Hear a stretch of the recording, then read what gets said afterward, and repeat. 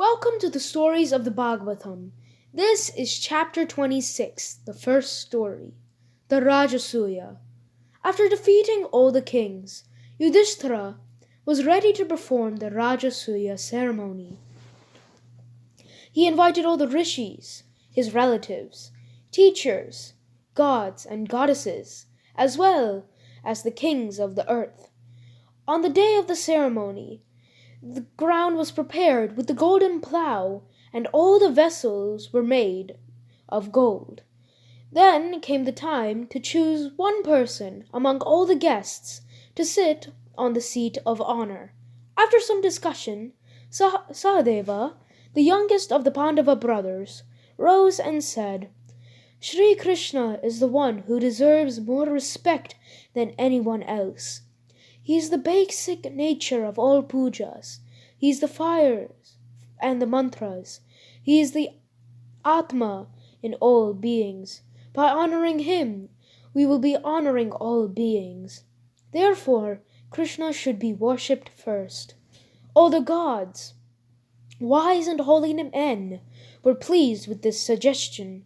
Yudhishthira washed Krishna's feet with great devotion and respect, and sprinkled the water over his own head and that of his wife and brothers.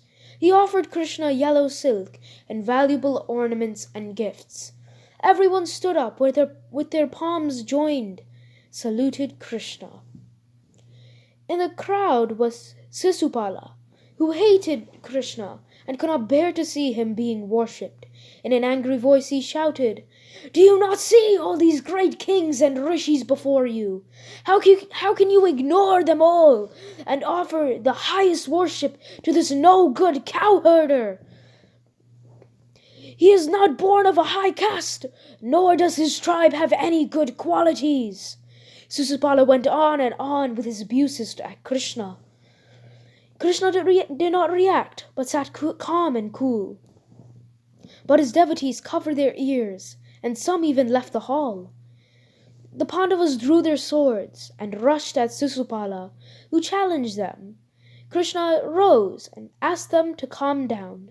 His divine discus came flying through the air and cut off Sisupala's head. But then a wonderful thing happened. A beam of light shot up from Sisupala's body and entered Krishna. Everyone was stunned. Like Kamsa, Sisupala had, through continuous hatred, meditated upon the Lord. The ceremony came to an end. All the guests were filled with spiritual joy and returned home. That is the end of the first story. Let us move on to the second story. Duryodhana is insulted. Everyone was praising the Rajasuya ceremony performed by Yudhishthira. Duryodhana was jealous of the growing popularity of the Pandavas. One day, Yudhishthira was sitting in the council hall. It was the hall of illusions built with great skill. The proud Duryodhana entered the hall with his brothers. He saw before him what looked like water. So he lifted up his long coat and walked over it slowly, only to find that it was actually a smooth floor. Another part of the hall looked like a smooth floor, but when Duryodhana stepped confidently on it, he fell into a pool of water. Duryodhana made a complete fool of himself. All the ladies of the palace, who watched Duryodhana, laughed aloud. He was very angry. He lifted himself from the pond and without a word left the hall.